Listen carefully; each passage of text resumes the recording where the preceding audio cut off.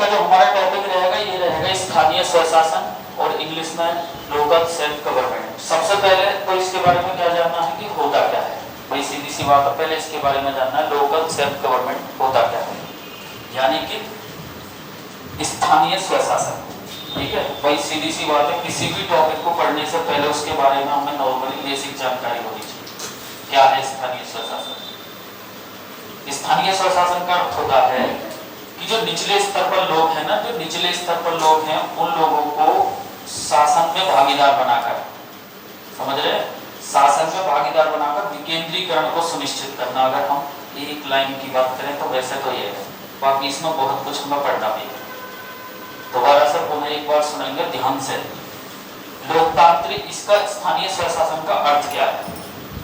स्थानीय स्वशासन का अर्थ उस प्रणाली से होता है जिसमें निचले स्तर के जो लोग हैं, लोगों को भागीदार बनाकर लोकतांत्रिक विकेंद्रीकरण सुनिश्चित करना। लोकतांत्रिक विकेंद्रीकरण यानी कि अगर हम इसको अंग्रेजी में कहते हैं तो ये मान के चलिए कि डेमोक्रेटिक डिसेंट्रलाइजेशन, यानी कि लोकतांत्रिक विकेंद्रीकरण, डेमोक्रेटिक डिसेंट्रलाइजेशन। इसका अब कई बार क्या है, इसको आप इस तरीके से समझिएगा जो बिल्कुल बेसिक भाषा है, ज्यादा समझ में आएगा। स्थानीय स्वशासन का अर्थ जैसा कि मैंने बताया कि इसके अंतर्गत आ गया क्या, लोकतांत्रिक विकेंद्रीकरण।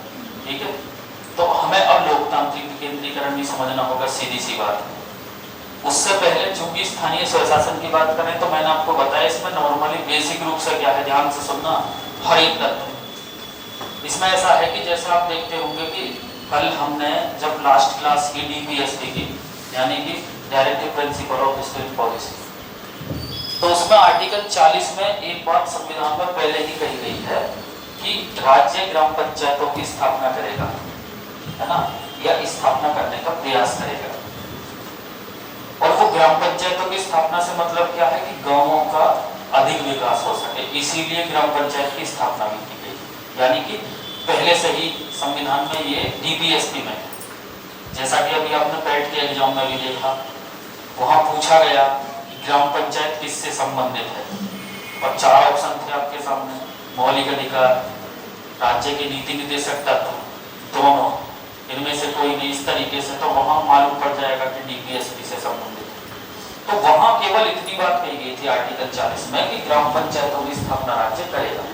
स्थानीय स्वशासन का भी अर्थ लगभग वही है, ये मान के चलो, यानी कि स्थानीय स्वशासन का भी अर्थ वही है कि जो निचले स्तर के लोग हैं, निचले स्तर का क्या मान सकते हो, मैक्सिमम ग्रामीण क्षेत्र, वही सीधी सी बात है, या फिर ऐसा मान सकते हैं जो अर्ध ग्रामीण क्षेत्र वाले होते हैं, जैसे कि नॉर्मली कुछ कस्बे टाइप बोल देते हैं, जैसे कि आपकी गुलाब है, समझ रहे हैं।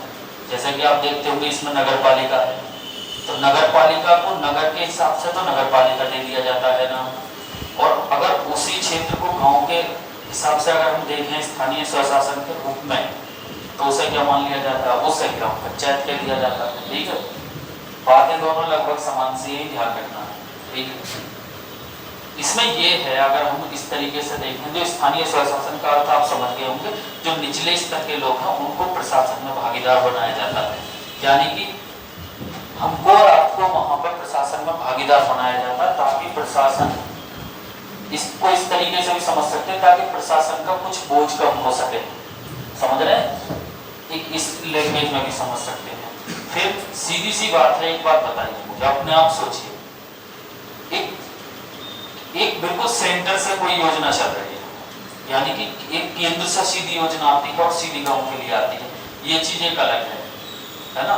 इससे ज्यादा विकास होगा या इससे ज्यादा विकास होगा कि गांवों के लोगों से ही पूछा जाए कि गांवों में क्या परेशानी है, क्या क्या विकास गांव में होना चाहिए, या फिर इससे ज्यादा विकास होगा? विकास तो उससे भी होगा जो एक जगह से योजना सीधी चलकर गांव के लिए आती है या नगर पालिका के लिए आती है, मान के चलो, ठीक, उससे ज्यादा विकास होगा, या विकास उन्हीं लोगों से पूछा जाए जो वहां रह रहे हैं, और पूछने के बाद, जब उनसे पूछने के बाद या मालूम करने के बाद तब उसी योजना को लागू किया जाए जो वहां जरूरत है, तब ज्यादा विकास होगा, तब ज्यादा होगा ना जब उससे पूछा जाएगा। इसीलिए ये स्थानीय स्वशासन की भी, मतलब कि नॉर्मली अगर हम देखें, मुख्य उद्देश्य ये कई बार एग्जाम में अगर मैं देखा कि एलटी ग्रेड के एग्जाम में भी ये क्वेश्चन पूछा गया, बीसीएस के भी एग्जाम में काफी बार ये क्वेश्चन रिपीटेड हुआ, और आपने एक दो बार और भी दे लिया होगा कोई एग्जाम कि स्थानीय स्वशासन के जनक कौन है, यानी कि इसकी पृष्ठभूमि किसने तैयार की, है ना। स्थानीय जो स्वशासन के जनक है इसकी पृष्ठभूमि किसने तैयार की, लॉर्ड रेपर। ध्यान से सुनना, वॉइस राय लॉर्ड रेपर, ठीक है। इस क्वेश्चन को बिल्कुल भी गलत नहीं करना है, कई बार एग्जाम में सीधा पूछा जाएगा। देखिए कुछ प्रश्न मैं ऐसे भी बताऊंगा जो आज से पहले शायद आपने ना सुने हो, तो इसको पूरे फोकस के साथ देखना।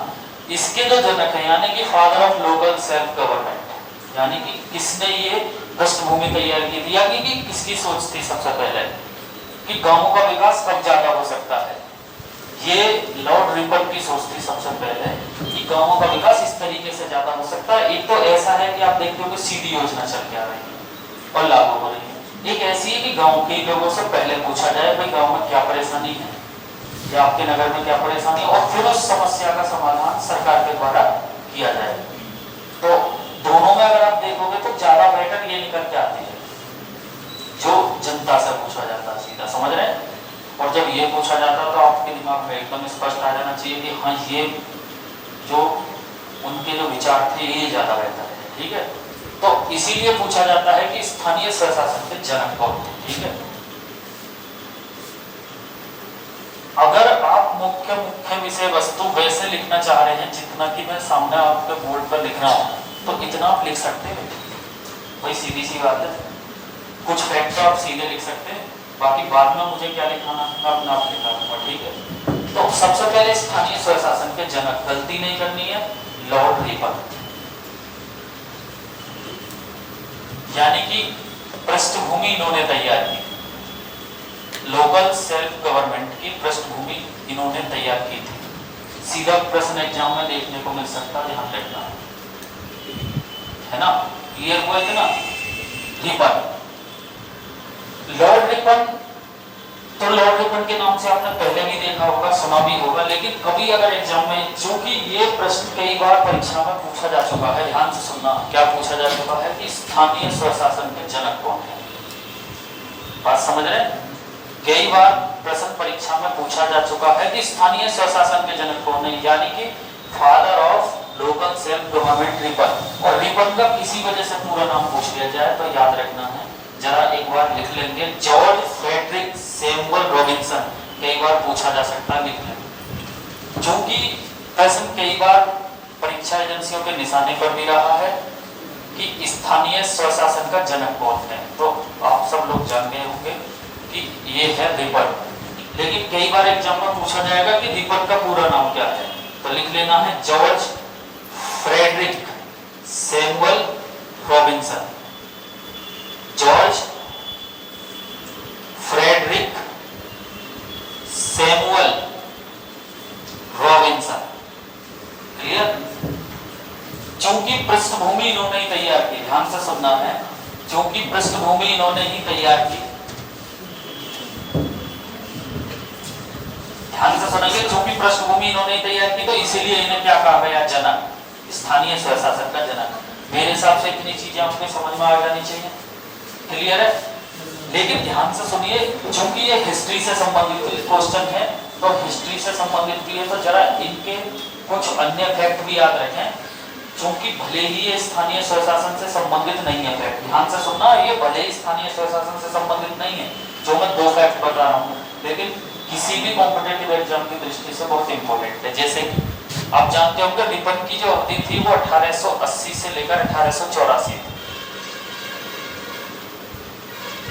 यानी कि रिपन का जो कार्यकाल था वो 1880 से लेकर कितना था, 1884, क्लियर। एक क्वेश्चन कई बार एग्जाम में पूछा जाता है, भले ही इससे रिलेटेड नहीं है लेकिन याद रखेंगे, पूछा जा सकता है। भारत में जब जनगणना, नियमित जनगणना की शुरुआत हुई, समझ रहे हैं, भारत में दो प्रकार की जनगणना की शुरुआत हुई थी। एक तो पहली सर्वप्रथम जनगणना की शुरुआत कब हुई, 1872, ठीक है, 1872 में, लेकिन उस समय थे लॉर्ड मेयो। तो यहां से दो प्रश्न एक्स्ट्रा याद रखने हैं जो पूछे जाते हैं, जैसे कि मान के चलो ऐसे ही याद रखने हैं, ये भले ही इस टॉपिक से संबंधित नहीं है, चूंकि रिपन की बात आई है इसलिए याद रखना है, ठीक है।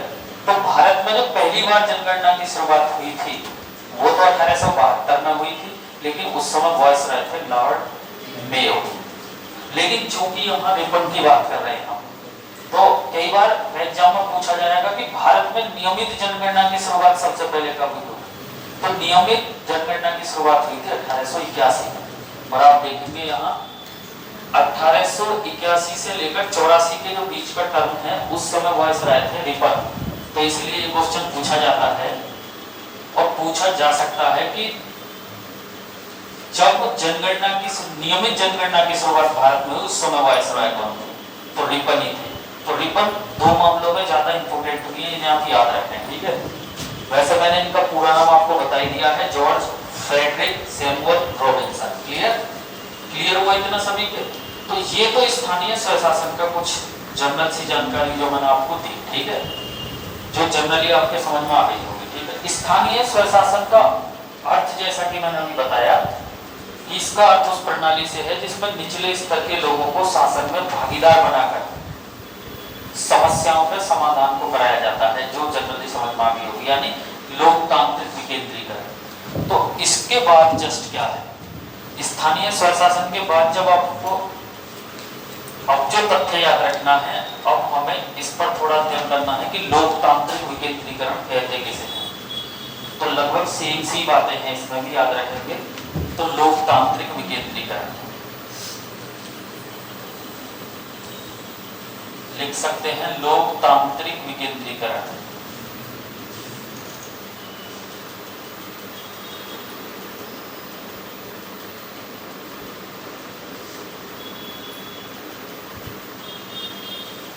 विकेंद्रीकरण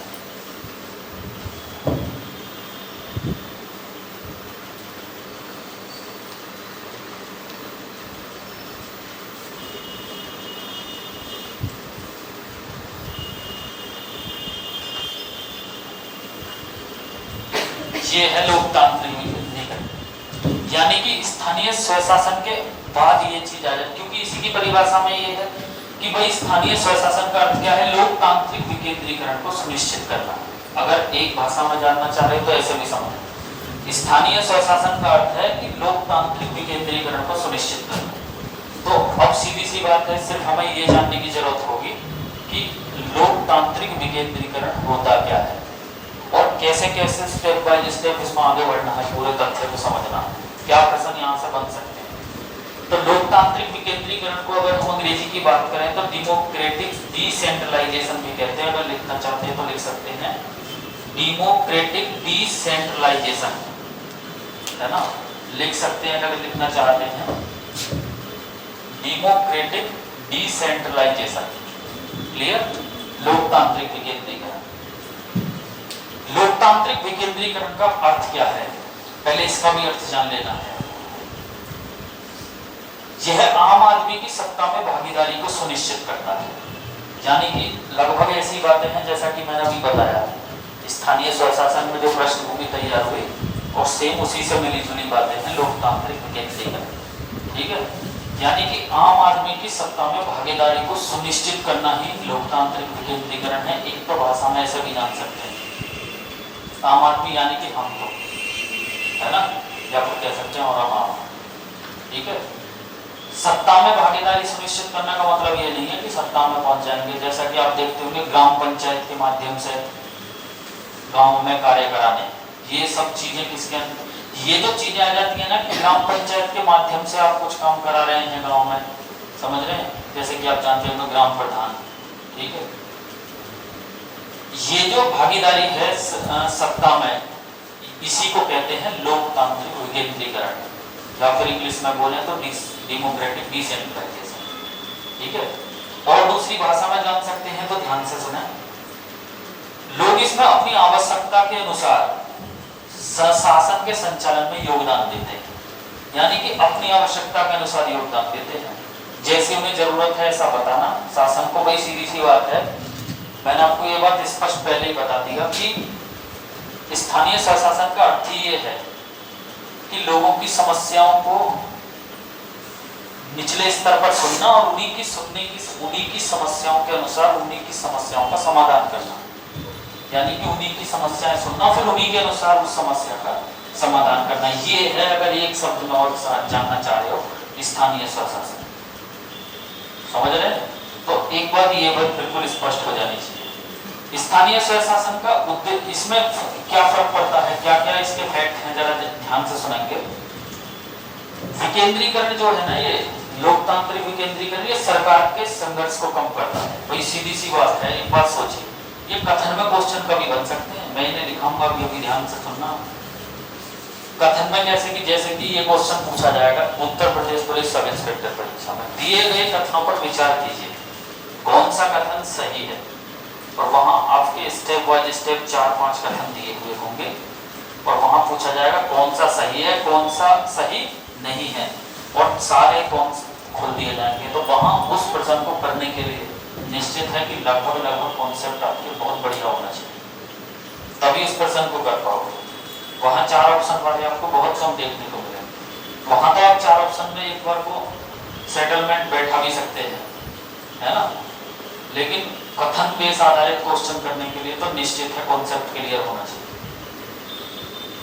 उसके साथ साथ जैसा कि मैंने अभी बताया, देखिए जनरली लैंग्वेज में याद रखें कि विकेंद्रीकरण जो होता है वो सरकार के क्या करता है, संघर्ष को कम करता है। भाई सीधी सी बात है, मुझे एक बात बताइए, कोई योजना सरकार सीधी भेज रही है गांव के लिए, तो उस योजना से गांव को कितना फायदा होगा, ये बात सरकार को इतनी मालूम नहीं, चाहे भले ही वहां से योजना आई है, ठीक है, लेकिन गांव के लोगों की पृष्ठभूमि से ये जानना कि गांव में क्या समस्या है और उसके अनुसार योजनाएं तैयार की जाए, तब ज्यादा फायदा होगा। ये बात आप सब जानते हैं, और इसी को हम क्या कहते हैं, लोकतांत्रिक विकेंद्रीकरण। क्लियर? डेमोक्रेटिक डिसेंट्रलाइजेशन, जो बिल्कुल क्लियर हो जाना चाहिए, ठीक है। और क्या देख सकते हैं इसके अनुसार, जनता की समस्या जो है वो आसानी के साथ हल होती है। वही सीधी सी बात है, जनता की समस्या ऐसे ज्यादा हल होती है। एक फॉर एग्जाम्पल ले लो, चलो इस लास्ट का एग्जाम्पल को और समझा रहा हूँ, फिर मैं आगे बात करूंगा, ठीक है। मान के चलिए शासन से 10 नल आते हैं पंचायत के लिए, ठीक है, 10 नल, कई बार आपने देखे होंगे सरकारी नल। अब उन्हें ये भी मालूम नहीं है कि वो नल कहाँ लगने चाहिए। बाकी 10 ही नल उस गांव में, ऐसी भी जरूरत है कि 10 ही नल अगर उस गांव में सही स्थानों पर लग जाए तो गांव का उद्धार हो जाएगा। तो अगर सीधे आते हैं तो वो अपने हिसाब से कहीं लगाते हैं, तो वो तो एक जनरल हुआ, ठीक है, काम तो हुआ। लेकिन अगर वो ही नल जनता के द्वारा मालूम करके वहां लगाए जाए जहां उस नल की जरूरत है, तो फिर काम ज्यादा बेहतर हो। और इसी को क्या कहते हैं हम, लोकतांत्रिक विकेंद्रीकरण। यानी कि अगर आप दिमाग से एक बार फैक्ट को सुन लेंगे ना, मैं निश्चित कह रहा हूं कि वहां कथन क्वेश्चन गलत हो ही नहीं सकता, बड़े आराम से क्वेश्चन को करें। क्लियर? उसके बाद अन्य क्या हो सकता है कि ये एक ऐसी व्यवस्था है कि इसके अनुसार जो आम जनता है उसको राजनीतिक कार्यों में भाग लेने का अवसर भी प्राप्त हो जाता है। भाई सीधी सी बात है, ये आम जनता है, इसको क्या है, इसको आम जनता को क्या होता है, राजनीतिक कार्यों में भाग लेने का अवसर भी प्राप्त हो जाता है। बाकी ऐसा अगर हम इसको निकालते हैं ना लोकतांत्रिक विकेंद्रीकरण को, तो जनता शासन की भागीदार बनती नहीं है, समझ रहे हैं, सिर्फ वोट डालने के लिए, समझ रहे हैं। तो यहाँ से एक लाइन और बहुत अच्छी तरीके से क्लियर रखनी है कि इस व्यवस्था में जनता को राजनीतिक कार्यों में भाग लेने का भी अवसर प्राप्त हो जाता है। ये भी कम से कम आपको याद रखनी है, कई बार पूछा जा सकता है। तो ये होता है लोकतांत्रिक विकेंद्रीकरण, ठीक। अब आपके दोनों स्टेप मेरे हिसाब से समझ में आ गए। अब चलते हैं कि और क्या है स्टेप बाय स्टेप। लोकतांत्रिक विकेंद्रीकरण को सुनिश्चित करने के लिए सबसे पहले किस चीज की शुरुआत हुई थी? कई बार आपने एग्जाम में सीधा प्रश्न देखा होगा, देखिए ये क्वेश्चन क्यों पूछा जाएगा इसे और मैं बता दूंगा। ये इसलिए पूछा जाएगा कि इस व्यवस्था की शुरुआत करने के लिए सबसे पहले ये कार्यक्रम लागू किया गया 1952 में, सामुदायिक विकास कार्यक्रम। एग्जाम में सीधा पूछा जाएगा कि सामुदायिक विकास कार्यक्रम की शुरुआत कब हुई, तो आपका आंसर होना चाहिए 1952। यानी कि अब आपको याद रखना है कि इस व्यवस्था को लागू करने के लिए सबसे पहले किस योजना की या किस कार्यक्रम की शुरुआत हुई? तो लिख लेंगे 1952 में सामुदायिक विकास कार्यक्रम।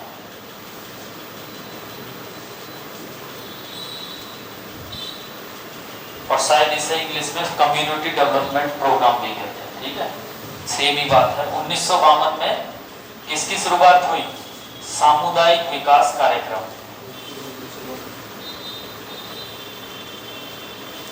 सामुदायिक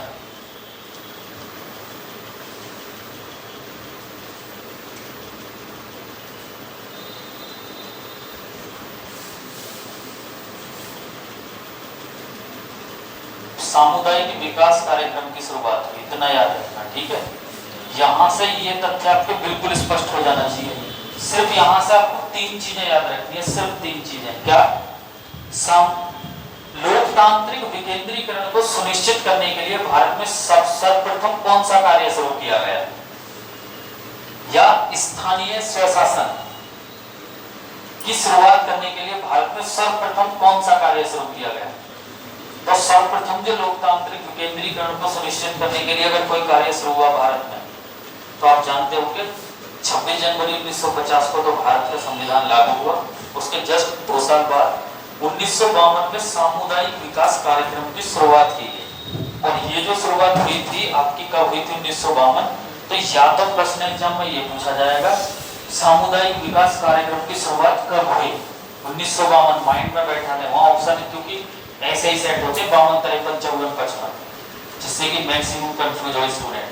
ठीक है, दूसरा ये पूछा जाएगा इसका उद्देश्य क्या था? यानी कि 2-3 प्रश्न सिर्फ याद रखने पॉइंट जो यहां से पूछे जा सकते हैं। इसका उद्देश्य क्या था? तो एक ही लाइन में उद्देश्य भी क्लियर करना है कि लोकतांत्रिक विकेंद्रीकरण को सुनिश्चित करना, यानी कि यही चीज डेमोक्रेटिक डिसेंट्रलाइजेशन, वही सब चीजें। ठीक है, तो इतनी बात आपके क्लियर हो जानी चाहिए। यहाँ क्लियर हुआ? इसके बाद जस्ट याद रखना है सरकार ने इसको और भी बेहतर बनाने के लिए, किसको? लोकतांत्रिक विकेंद्रीकरण को और भी बेहतर बनाने के लिए दूसरा कार्यक्रम जस्ट अगली साल ही शुरू कर दिया। 1953 में इसकी शुरुआत हुई। याद रखना, राष्ट्रीय विस्तार सेवा कार्यक्रम। ध्यान से सुनना, क्योंकि ये भी पूछा जा सकता है जस्ट इसके 1 साल बाद 1953 ईस्वी में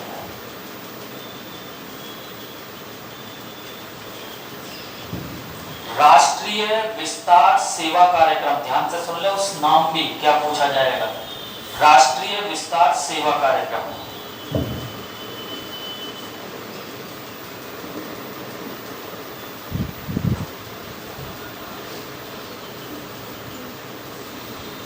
राष्ट्रीय विस्तार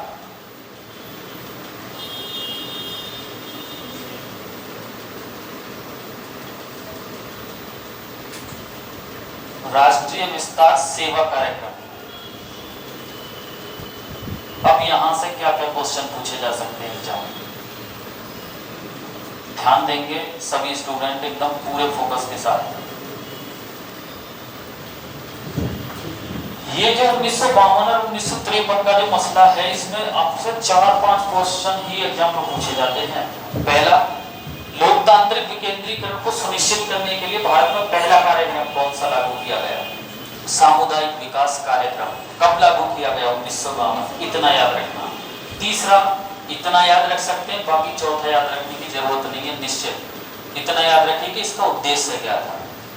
तो लोकतांत्रिक विकेंद्रीकरण को सुनिश्चित करना, यानी कि गांवों का जो विकास है उसको अच्छा बनाना, या कह सकते हैं उसको बेहतर बनाना, इनका एकमात्र क्या था?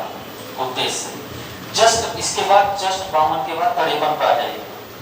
दूसरा अगर कोई कार्यक्रम था लोकतांत्रिक विकेंद्रीकरण को सुनिश्चित करने के लिए, तो जस्ट 1953 में शुरू किया गया राष्ट्रीय विस्तार सेवा कार्यक्रम की शुरुआत हुई। ध्यान से सुनना, इन दोनों की शुरुआत, इसका भी उद्देश्य क्या था? एक ही चीजें याद रखनी है। इसका उद्देश्य क्या था? इसका भी उद्देश्य क्या था? इसका उद्देश्य भी यही था, क्या? लोकतांत्रिक विकेंद्रीकरण को सुनिश्चित करना। क्लियर? तो यहां तक बात आपके दोनों स्टेप क्लियर हुए जी? इतने? अरे क्लियर हुए इतने? तो इसके बाद क्या था कि ध्यान से सुनना है अभी, बस यहां से इतना ही याद रखना है इन दो तथ्यों को पहले याद रखें।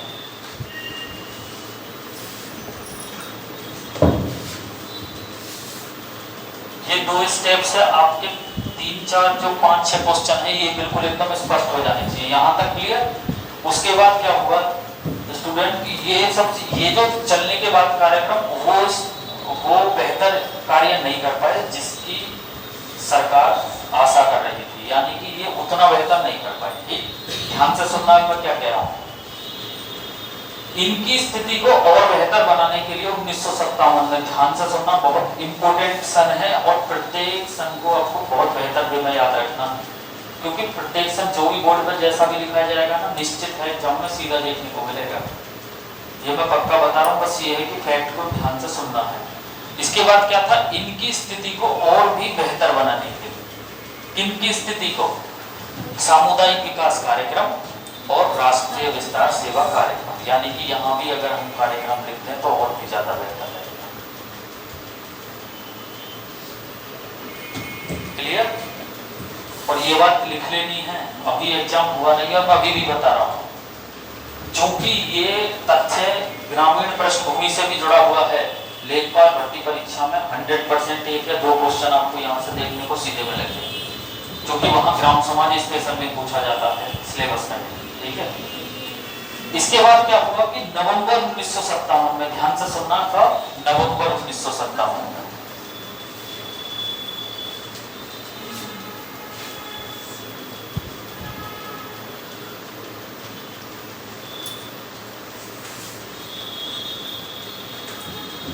नवंबर 1957 में इनके कार्यों को और बेहतर बनाने के लिए, यानी कि जो ग्रामीण पृष्ठभूमि है इनको और भी कैसा अच्छा बनाया जाए, क्योंकि ये जो 2 कार्यक्रम थे ना, ये वो बेहतर कार्य नहीं कर पाए जिसकी सरकार को आशा थी। तो नवंबर 1957 में सरकार ने एक बेहतर कमेटी का गठन किया और जिसका नाम था BR मेहता समिति, यानी कि बलवंत राय मेहता समिति। यहां से सिर्फ आपको इतना याद रखना है, इसे इस तरीके से लिख सकते हैं कि इनके कार्यों को और बेहतर बनाने के लिए, बस इतना याद रखेंगे, इनके कार्यों को और बेहतर बनाने के लिए सन 1957 में एक समिति का गठन किया गया जिसका नाम था BR मेहता समिति, यानी कि बलवंत राय मेहता समिति।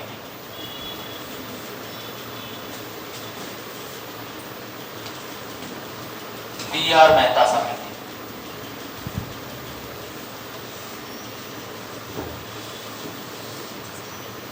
अब आपके दिमाग में आ रही होगी ये समितियां, इनका क्या मतलब है। ठीक है, BR मेहता या बलवंत राय मेहता।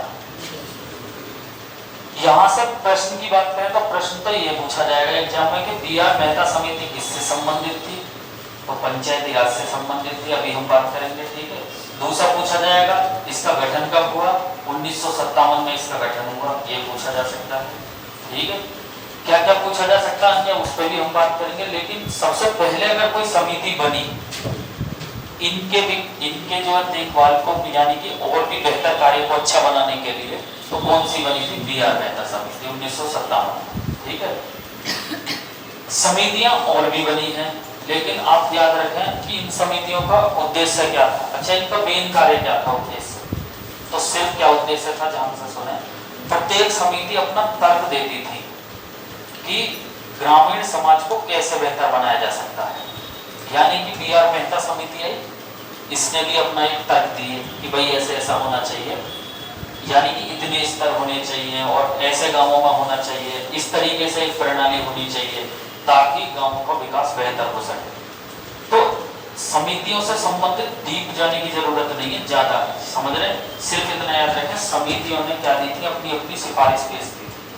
मोस्टली क्या सिफारिश थी वो मैं सामने लिखाऊंगा, यह भी ध्यान रखना है।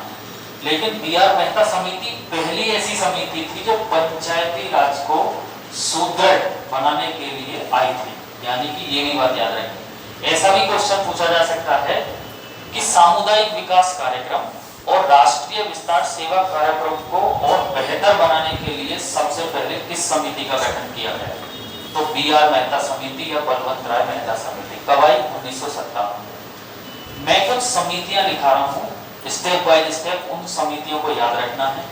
उनके सन याद रखने हैं, क्योंकि यूपी पुलिस एसआई के हिसाब से देखें तो कई बार समितियां आपको सीधे दे दी जाएंगी और पूछा जाएगा इन्हें क्रम से लगाइए, यानी कि कौन सी समिति कब आई थी। ये क्रम वाले क्वेश्चन कई बार सीधे क्वेश्चन परीक्षा में पूछे जाएंगे। अगर हम जीडी की बात करें तो जीडी में तो सीधा पूछा जा सकता है कौन सी समिति कब आई। एसआई के हिसाब से देखें तो वहां क्रम लगाने के लिए आ सकता है, तो इसलिए एक क्रम से इसे थोड़ा सा याद रखेंगे। सबसे पहले तो आई थी बीआर मेहता समिति 1957, यानी कि ये सबसे पहले आई थी 1957। ये बात आपकी क्लियर हो जानी चाहिए, और सबसे पहले भी थी। सेकंड आई है, याद रखना है, अशोक मेहता समिति 1977। अशोक मेहता समिति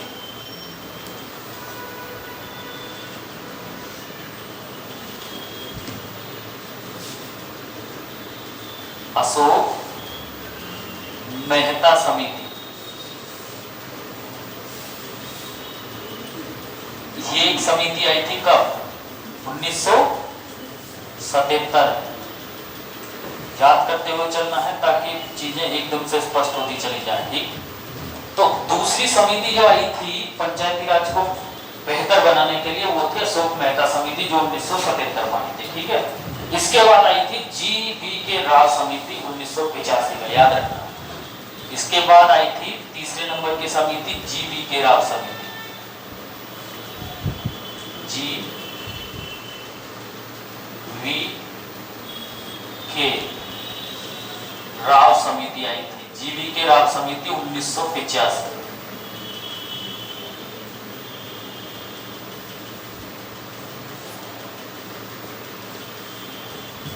क्लियर? पहली बीआर मेहता समिति 1957, दूसरी आई अशोक मेहता समिति 1977 और तीसरी आई जी.वी. के राव समिति 1985। और उसके बाद आई थी एल.एम. सिंघवी समिति 1986। एल.एम. सिंघवी समिति,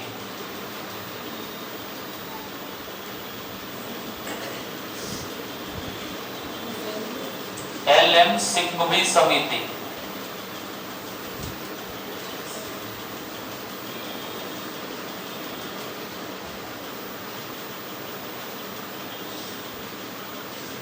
एल.एम. सिंघवी समिति आई थी आपकी 1986।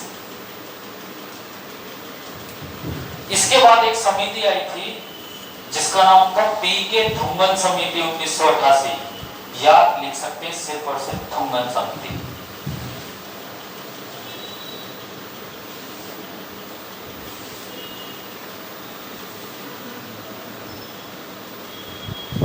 थुंगन समिति